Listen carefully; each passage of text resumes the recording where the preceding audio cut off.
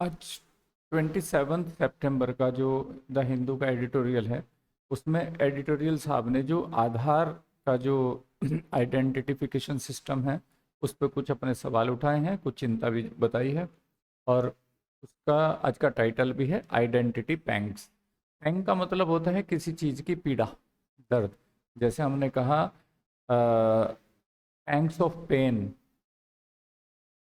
तो वो जो पीड़ा उठती है किसी चीज़ की, उसको पैंग्स बोला गया है। कि जो पहचान से संबंधित पीड़ा है, और पहचान मतलब वही जो आधार कार्ड से जुड़ी हुई है, उन्होंने कुछ चिंताएं जाहिर की है। और यहाँ पे बताते हैं वो जो ये बात जो उठी है, आज डिस्कशन का मुद्दा आया है, वो आया है a report on global digital IDs. जो एक रिपोर्ट आई है ग्लोबल डिजिटल आईडीज के ऊपर, ग्लोबल पूरा वैश्विक जो डिजिटल आईडी है ब्रिंग्स आधार लिमिटेशंस, यानी कि जो रिपोर्ट है ये क्या सामने लाती है, आधार की लिमिटेशंस को। लिमिटेशंस का मतलब क्या है, उसकी सीमाएं। और सीमाएं का मतलब यहाँ पे सीधा हो सकता है कमियों से। उसकी कमियां क्या हैं और उसके रिस्क क्या हैं, इन तीनों चीज़ों को, यानी कि आधार की लिमिटेशन को, रिस्क को कहाँ लेकर आई है वो, इन फोकस लेकर आई है। तो आज का जो उन्होंने मुद्दा उठाया है, वो उठाया है इस रिपोर्ट के आने के बाद, जो ग्लोबल डिजिटल आईडी के रिगार्डिंग है। और इन्होंने उसमें आधार से जुड़ी हुई कुछ रिस्क और उसकी कमियों के बारे में बात की है। वो बोलते हैं in an innocuously title report. Innocuously title का मतलब यानी कि जिसको एक शीर्षक दिया गया है, टाइटल किया गया है।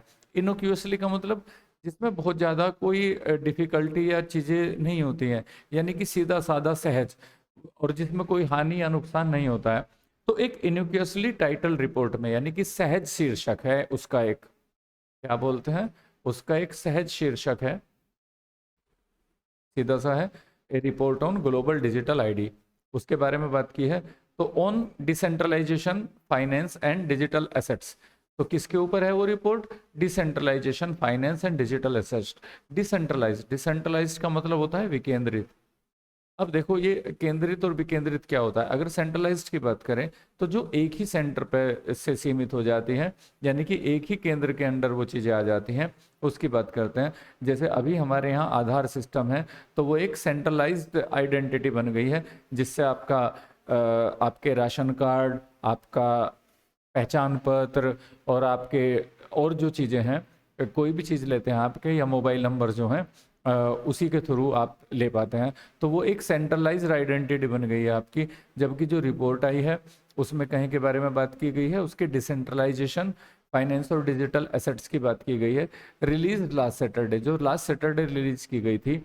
और ग्लोबल रेटिंग मेजर, जो एक पूरी वैश्विक रेटिंग को नियंत्रित करने वाला जो मेजर है, मेजर का मतलब जो यहाँ पे एक प्रमुख संस्था है जो किसको करती है, ग्लोबल रेटिंग देती है उसको। और उस कंपनी, उसका नाम क्या है, मूडीज इन्वेस्टर सर्विस।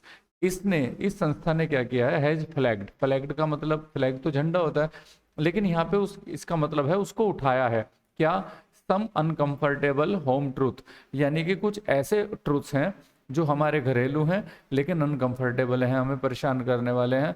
और किसके रिगार्डिंग है वो, अबाउट इंडियाज एम्बिशस, यानी कि जो इंडिया की बहुत ही महत्वाकांक्षी, महत्वाकांक्षी यानी कि बड़े लेवल पे शुरू की गई थी, डिजिटल आइडेंटिफिकेशन प्रोग्राम था फॉर रेजिडेंट्स, यहाँ के नागरिकों के लिए। और उसका नाम क्या था, आधार। तो उन्होंने एक आधार को लेकर, उस इंस्टीट्यूट ने क्या किया है, जो अपनी रिपोर्ट जारी की है, और उसमें आधार को लेकर कुछ चिंताएं जताई गई हैं। उन्होंने कहा as the world's largest digital ID program, ये जो दुनिया का सबसे बड़ा डिजिटल आईडी प्रोग्राम है, with biometric and demographic details हैं। बायोमेट्रिक का तो मतलब आप जानते हो, आपके उसमें आपके फिंगरप्रिंट्स और वो आपका रेटिना स्कैनिंग वगैरह होती है। और डेमोग्राफिक का मतलब जनसंख्या से संबंधित होता है। डेमोग्राफिक बोले तो जनसंख्या से संबंधित जो वो आपकी आईडी है। ये जो डेमो वर्ड होता है, ये लोग को रिप्रेजेंट करता है, लोगों को। जैसे देखा होगा हमारे यहाँ बोलते हैं कि इंडिया में क्या है, डेमोक्रेसी है, लोकतंत्र है। तो डेमोग्राफ का मतलब होता है कि किसी देश की जनसंख्या की किसी पर्टिकुलर जगह की संरचना क्या है। अब इस ग्राफ का मतलब जो होता है, इस ग्राफ का मतलब होता है लिखना, या उसकी संरचना क्या है। जैसे आपने सुना भी होगा कि ऑटोग्राफ बोलते हैं, तो ऑटोग्राफ का मतलब क्या होता है, खुद से उस चीज को लिखना। ऑटो खुद होता है, ग्राफ का मतलब लिखना होता है। तो बायोमेट्रिक और आपका डेमोग्राफिक डिटेल्स होती हैं आधार में, और किसके पास है वो, of over A billion residents, यानी कि 1 बिलियन से ज़्यादा रेजिडेंट्स के पास वो आधार है। और आधार स्टैंड आउट, आधार जो है वो स्टैंड आउट करता है कहीं के लिए, अपने स्केल के लिए, यानी कि दुनिया में सबसे बड़ा आइडेंटिटी का ये प्रोग्राम था, तो इसे अपने स्केल के लिए जाना जाता है। But at A broader level, broader level की बात करें, अगर हम विस्तृत इस चीज को देखने की कोशिश करें, यानी कि एक बड़ा एनालाइज करें, तो the agency has red flagged, तो एजेंसी ने क्या किया है, रेड फ्लैग किया है, यानी कि लाल झंडा दिखाया है, किसको, सिक्योरिटी को और प्राइवेसी रिस्क को। यानी कि लाल झंडा दिखाने का मतलब है कोई खतरे का संकेत देना, तो उन्होंने इसकी सिक्योरिटी को और जो प्राइवेसी रिस्क है उसको क्या दिखाया है, रेड फ्लैग किया है। From centralise digital ID system, यानी कि जो सेंट्रलाइज एक ही जगह केंद्रित हो गया, सब कुछ आपने एक कार्ड में डाल दिया, कल अगर वो उसकी साइट हैक हो जाती है, क्या होती है, तो सारी चीज़ें और सारा डेटा किसी के पास जा सकता है। तो उन्होंने क्या कहा, जो सेंट्रलाइज डिजिटल आईडी सिस्टम है सच एज आधार, इसके बारे में क्या किया है उन्होंने, इसकी सिक्योरिटी को रेड फ्लैग किया है, यानी कि चिंता जताई है कि यह खतरनाक है। वेयर ए सिंगल एंटिटी, जहाँ पर एक ही सिंगल एंटिटी है, यानी कि एक ही संस्था है, आधार का डिपार्टमेंट, आधार वाला जो आपका इशू है वो कोई एक ही डिपार्टमेंट संभालेगा, तो एक सिंगल एंटिटी क्या करती है, कंट्रोल करती है किसको, आइडेंटिफाइंग क्रेडेंशियल्स को, यानी कि एक ही एंटिटी है वहाँ पे जो आपकी सारी पहचान से जुड़े क्रेडेंशियल्स जो होते हैं, आपके प्रपत्र होते हैं, आपके, आपका मोबाइल नंबर है, आपका बैंक अकाउंट है, आपका पहचान पत्र है जो वोटर लिस्ट में आपके नाम को शो करता है, तो वो सारी चीज़ें सेंट्रलाइज्ड हो गई और एक ही एंटिटी उसको कंट्रोल करती है। मूडीज, जिस संस्था ने ये रिपोर्ट जारी की है, विच हैज़ मूटेड, जिसने मूट किया था। अब मूट का मतलब होता है एक विवाद का विषय, किसी डिबेट का या विवाद का विषय जो होता है, यानी कि उन्होंने विवाद के लिए या बातचीत के लिए ये मुद्दा उठाया था, किसको, उन्होंने मूट किया है डिसेंट्रलाइज्ड आईडी सिस्टम्स को, यानी कि उन्होंने बात की है कि जो आईडी सिस्टम है वो डिसेंट्रलाइज्ड होने चाहिए, यानी विकेंद्रित होने चाहिए, ना कि आधार की तरह से केंद्रित होने चाहिए। और ये चीज़ क्या करती है, यानी कि जो डिसेंट्रलाइज्ड आईडी सिस्टम है ये जो है गिव यूजर्स मोर कंट्रोल, ये यूजर्स को क्या देता है, ज़्यादा कंट्रोल देता है ओवर देयर डेटा, उनके डेटा के ऊपर। और उन्होंने क्या कहा, has also land some weight, land का मतलब जैसे किसी को कोई चीज़ देते हैं ना, लैंड करना किसी को, तो सेकंड थर्ड फॉर्म उसकी लैंड हो जाती है, जैसे उधार वगैरह देते हो, तो उन्होंने कुछ वेट दिया है, यानी कि कुछ चिंता जताई है, किसको, वरीज को, चिंताओं को थोड़ा सा वेट दिया है, यानी कि चिंताएं उठाई हैं अबाउट द एफिकेसी। एफिकेसी का मतलब होता है एक तरह से सटीकता, कि कितनी सटीकता है, कितनी प्रमाणिक है ऑफ आधार्स, जो बायोमेट्रिक बेस है। तो उन्होंने कहा जो आधार का जो बायोमेट्रिक बेस है उसकी सटीकता पे कुछ उन्होंने चिंताएं जताई है। और क्या किया है, जो बायोमेट्रिक बेस्ड ऑथेंटिकेशन सिस्टम है टू वेरीफाई आइडेंटिटीज, यानी कि जो आइडेंटिटीज हैं, आपकी जो पहचान है उसको वेरीफाई करने के लिए जो बायोमेट्रिक बेस्ड ऑथेंटिक सिस्टम है आधार का, उसकी एफिकेसी पर, यानी कि उसकी सटीकता पर चिंताएं जताई हैं उसने, मूडी ने। और वो क्या कहता है, द सिस्टम ऑफन रिजल्ट्स, ये सिस्टम ऑफन रिजल्ट करता है, यानी कि सिस्टम का परिणाम होता है इन सर्विस डिनायल, कई बार तो ये सर्विस को डिनाई कर देता है, यानी कि जब आधार से कोई चीज़ लेने का नंबर आता है तो वहाँ पे सर्विस नहीं हो पाती है।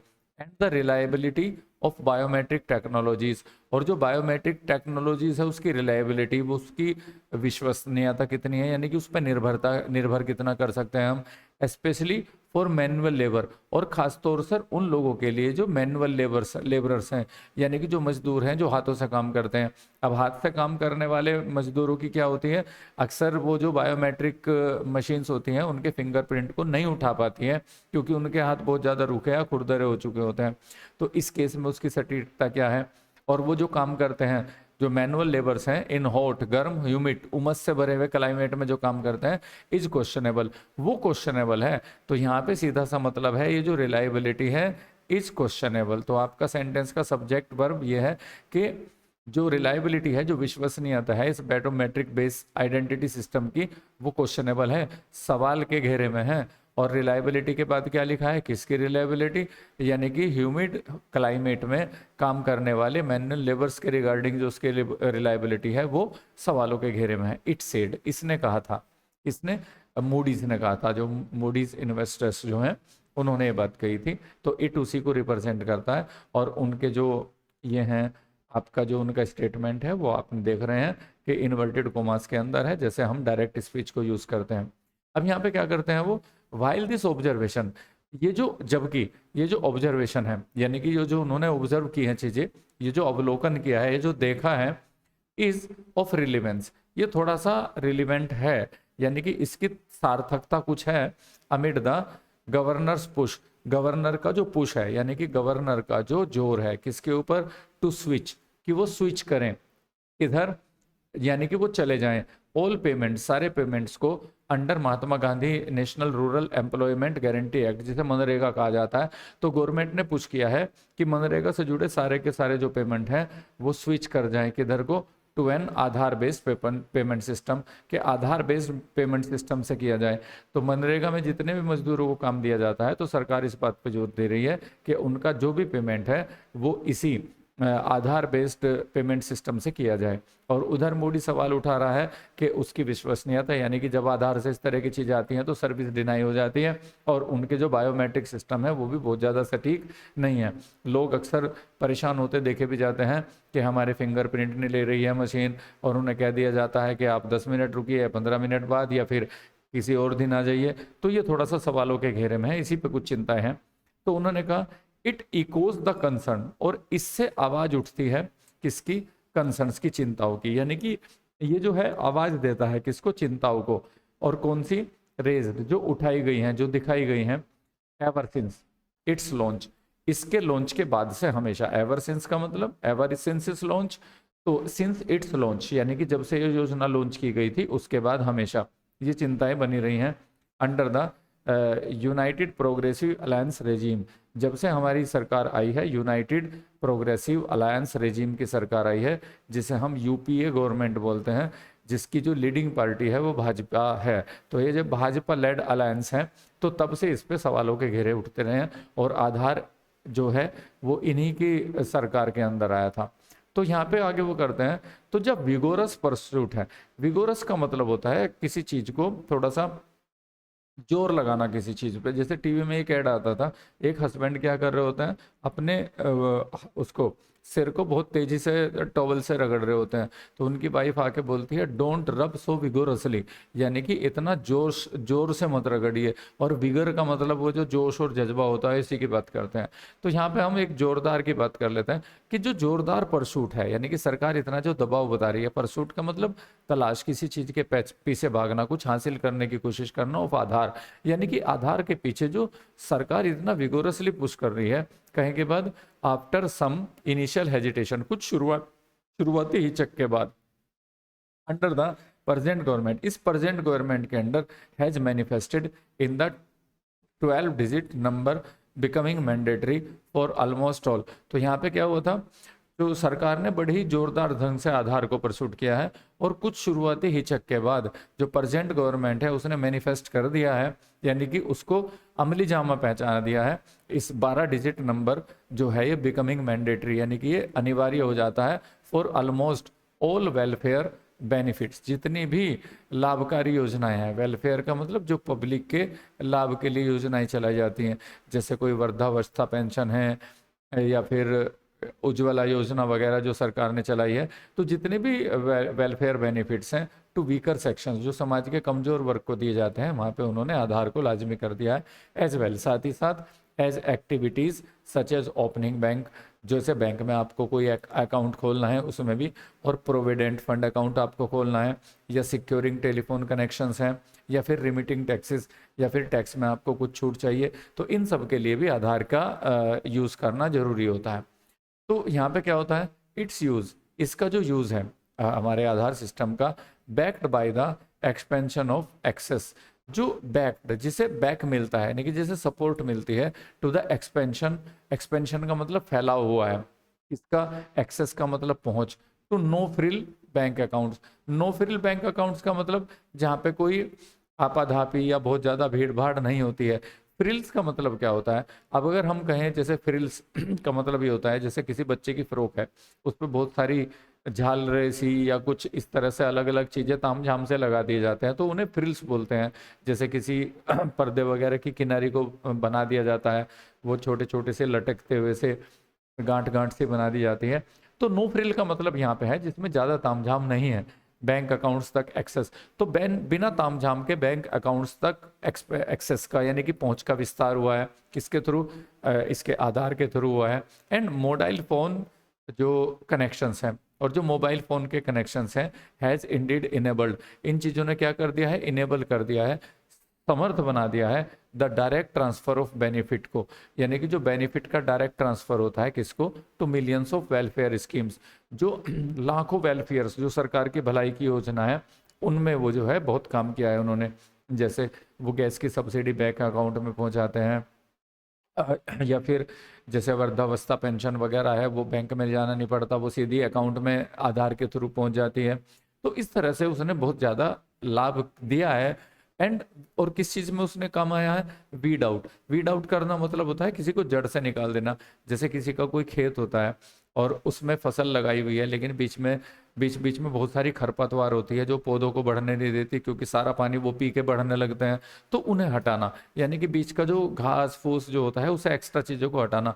तो इसने मदद किसे की है? वीड आउट किया है, हटा दिया है घोस्ट, यानी कि जो भूत होते हैं। एंड मिडिल मैन, जो मिडिल मैन होते हैं, एक्चुअली उन्होंने मिडिल मैन को ही भूत बताया। क्यों?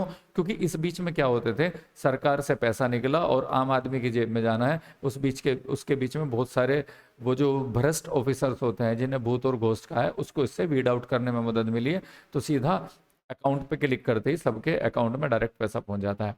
तो ये फायदा है। यट फिर भी, इतना होने पर भी, देयर हैव आल्सो बीन का मतलब यानी कि रही हैं, हुई हैं इंस्टेंसेस, कुछ घटनाएं, फिर भी कुछ घटनाएं हुई हैं ऑफ पीपल, लोगों के साथ, बीइंग एक्सक्लूडेड, कि उनको एक्सक्लूड किया गया है, यानी कि उनको बाहर होना पड़ा है, बाहर होना, उनको बाहर कर दिया गया है फ्रॉम बेसिक सर्विसेज, कुछ बुनियादी सेवाओं से, और लेक ऑफ एन आधार की कमी के कारण, और लेबरर्स या ऐसे मजदूर, एंड सीनियर सिटीजन जो बड़ी उम्र के लोग हैं, स्ट्रगलिंग जो संघर्ष कर रहे होते हैं, टू कन्फर्म करने के लिए देयर फिंगरप्रिंट्स, क्योंकि वो फिंगर लगा रहे होते हैं, वो बड़ी उम्र के कारण या मजदूरी करने के कारण उनके फिंगरप्रिंट्स खराब हो चुके होते हैं, और जो बायोमेट्रिक बेस्ड ये आधार सिस्टम है वो उनके फिंगरप्रिंट को नहीं लेता है, तो उन्हें योजनाओं से बाहर रख दिया जाता है, उनको उस योजना का लाभ नहीं मिल पाता है। एंड रेटिना स्कैन, जो आंखों का रेटिना स्कैन किया जाता है टू प्रूव दे एग्जिस्ट, ये प्रूव करने के लिए कि वो एग्जिस्ट करते हैं, वो हैं। जैसे कोई पेंशन चल रही है किसी की, तो साल या 2 साल में उन्हें साबित करना पड़ता है कि वो जिंदा है, और जब वो बायोमेट्रिक बेस्ड आधार सिस्टम के थ्रू जाते हैं तो उनके फिंगरप्रिंट वहाँ पे स्कैन नहीं कर पाती है मशीन। ये एक आम सी शिकायत है। And audit of the unique identification authority of India, UIDAI, और ये जो यूनिक आइडेंटिफिकेशन अथॉरिटी है इंडिया की, जो इस आधार सिस्टम को कंडक्ट करने के लिए जिम्मेदार है, by the controller and auditor general. Controller एक तरह से कंट्रोलर ही कहा जाता है। तो जो फाइनेंशियल ऑर्गेनाइजेशंस होती हैं उनके जो कंट्रोलर होते हैं उनको क्या, जो नियंत्रक होते हैं उनको कंट्रोलर, ये वाली स्पेलिंग यूज की जाती है उनके लिए। तो इसे अगर मैं हिंदी में कहूँ तो नियंत्रक और ऑडिटर जनरल, महालेखा परीक्षक जो होते हैं, तो उस ऑफ इंडिया के उन्होंने क्या किया था? रिलीज लास्ट ईयर रिलीज किया था। तो जो एक audit report last year release की गई थी, उस ऑडिट रिपोर्ट में क्या था? हेड फ्लैग्ड, तो उसमें उठाया था उन्होंने कुछ लैप्सिस का मतलब कमियां ही होते हैं। एंड जेपर्डी, जो जेपर्डी होते हैं उसका मतलब क्या होता है? खतरा, यानी कि कुछ कमियां और कुछ खतरों को दिखाया था। इसकी प्राइवेसी और कॉम्प्रोमाइज डेटा सिक्योरिटी, कि इसमें प्राइवेसी के साथ और डेटा सिक्योरिटी के साथ कॉम्प्रोमाइज करना पड़ रहा है हमें। अलोंग विद द फ्लॉज का मतलब जो दूसरे दोष हैं इन एनरोलमेंट प्रोसेस में। एनरोल प्रोसेस का मतलब क्या होता है? जैसे किसी योजना के लिए नामांकन वगैरह करना होता है, तो इन सारी चीज़ों को उसमें सामने रखा गया है। और ये क्या करती हैं? ये जो कमियां हैं ये क्या करती हैं? ये लीड करने वाली है किधर को? डुप्लीकेशन को और फॉल्टी बायोमेट्रिक्स को, जिसमें नकली या फिर एक दोषपूर्ण बायोमेट्रिक प्रणाली हमारे यहाँ बन के रह जाती है। इंडिया हैज पुश्ड, और इंडिया ने पुश किया है, जोर लगाया है किसको? और डिजिटल पब्लिक इंफ्रास्ट्रक्चर को। Like the digital public infrastructure का मतलब एक आंतरिक ढांचा होता है जो डिजिटल है यहाँ पे। अब वही जैसे गांव तक जाके खाता खोलना, यानी कि बैंक की शाखाएं जो हैं इस आधार और आपके मोबाइल के थ्रू क्या करते हैं, आम आदमी की पहुंच बिना फिजिकली बैंक में जाए वो अपने अकाउंट वगैरह को, पेमेंट को संचालित कर लेता है। तो जो जो डिजिटल इंफ्रास्ट्रक्चर बना है, लाइक द वन, एक ऐसा build around the edifice of the Aadhaar, जो आधार की एक इमारत के आसपास बना है, यानी कि जो सारा का सारा सिस्टम है कि घर बैठे बैंकिंग या घर बैठे आप योजनाओं का लाभ ले रहे हैं, ये सारा का सारा किसकी इमारत के इर्द गिर्द बुना गया है, आधार। और उसी पे मूडी इन्वेस्टर्स ने अपनी चिंता जताई है कि एक सेंट्रलाइज सिस्टम जो है, जो सारी योजनाओं को आपकी कर रहा है, या सारे के सारे जो आपके सिक्योरिटी डॉक्यूमेंट्स है वो सब उससे जुड़े हुए हैं, तो ये खतरनाक स्थिति है। एज ए मीन्स, एक साधन के रूप में उन्होंने इसे यूज किया है फॉर सर्विस डिलीवरी के लिए इन G20 नेशंस एंड बियॉन्ड, यानी कि जो हमारे ग्रुप 20 के जो देश हैं और उससे परे भी इस आधार सिस्टम को उन्होंने एक माध्यम के रूप में यूज किया है। हैविंग अपॉइंटेड ए पार्ट टाइम चीफ, अब हैविंग अपॉइंटेड ये परफेक्ट पार्टिसिपल होता है, यानी कि हैविंग, देखो अगर मैं सीधा सा ये कहूँ, हैविंग का मतलब लिए हुए क्या, पार्ट टाइम चीफ, एक पार्ट टाइम चीफ को अपॉइंट किए गई अवस्था में, तो इसे बोला जाता है, यानी कि एक पार्ट टाइम चीफ को अपॉइंट करके, किसके लिए, UIDAI को, जो आधार को चलाने वाली संस्था है। तो ये पहले नहीं था, पर सरकार ने अब इसका एक पार्ट टाइम चीफ नियुक्त कर दिया है। तो ऐसी स्थिति में क्या होता है, लास्ट मंथ अपॉइंटमेंट किया गया है। तो ऐसी स्थिति में जब लास्ट मंथ UIDAI के लिए एक पार्ट टाइम चीफ अपॉइंट कर दिया गया है, तो इस काम को करने के बाद, और ये कब किया गया है, आफ्टर 4 इयर्स, यानी कि 4 साल बाद, पिछले महीने UIDAI के एक पार्ट टाइम चीफ को नियुक्त करने के बाद क्या होता है, द गवर्नमेंट मस्ट सीक, तो गवर्नमेंट को कोशिश करनी चाहिए एन ऑनेस्ट रिव्यू, कि वो ईमानदारी भरा रिव्यू करे ऑफ, यानी कि इस पूरे सिस्टम का, एंड कोर्स करेक्शन, और तरीके ढूंढे कि उसके करेक्शन का रास्ता क्या होगा इन द आधार प्रोग्राम में सबसे पहले सरकार को। तो ये हमारी एक एडवाइस है एडिटर साहब की, कि सरकार को सबसे पहले क्या करना चाहिए, कि ईमानदारी भरा रिव्यू करना चाहिए पूरे सिस्टम का, और इसमें करेक्शन अगर मिलते हैं तो उसका तरीका क्या होगा आधार प्रोग्राम का, इसे करना चाहिए बिफोर एक्सपेंडिंग, इसे एक्सपेंड करने से पहले, इसका विस्तार करने से पहले, इट्स लिंकेज, किसका विस्तार करने से पहले, इसके लिंकेज को, यानी कि जो सारी की सारी चीज़ों से हमें आधार से लिंक होना पड़ता है फर्दर। इसके आगे क्या होता है, बीट फॉर इलेक्टोरल, चाहिए इलेक्टोरल के लिए हो, यानी कि जो हमारी निर्वाचन नामावली होती है, चाहे ये उससे कनेक्ट करना हो, बीट फॉर इलेक्ट्रोकल रोल्स, चाहिए इलेक्ट्रोकल रोल्स के लिए हो, यानी कि जो नामांकन आपकी जो होती हैं वोटर लिस्ट जो होती हैं उसके लिए हो, प्राइवेट एंटिटीज, किसी प्राइवेट संस्था के लिए हो, इकाई के लिए हो, या फिर मनरेगा पेमेंट के लिए हो, इन सब में इसका फैलाव करने से पहले सरकार को क्या करना चाहिए, बड़ी ईमानदारी से रिव्यू करना चाहिए, क्योंकि दोषपूर्ण सिस्टम है, बायोमेट्रिक बेस्ड प्रणाली जो है, कई बार टेक्निकल फॉल्ट होता है, लोगों के जो मजदूर वगैरह हैं, जो बड़ी उम्र के लोग हैं, उनके फिंगरप्रिंट्स को वो एक्सेप्ट नहीं करता है, और उसके बिना उन्हें योजनाओं से बाहर रहना पड़ता है। तो एक सामाजिक मुद्दे के ऊपर आज आवाज़ दी गई है हमारे एडिटर साहब के द्वारा। तो आप इस पैसेज को पढ़ें, देखें किस तरह से इसका मीनिंग निकलता है, और अपनी पढ़ने की स्पीड को, पढ़ने की समझ के साथ स्पीड को शार्प करें, जो आपके किसी भी एग्जाम का मेन बेस्ड होता है। और फिर कल आते हैं एक नए एडिटोरियल के साथ।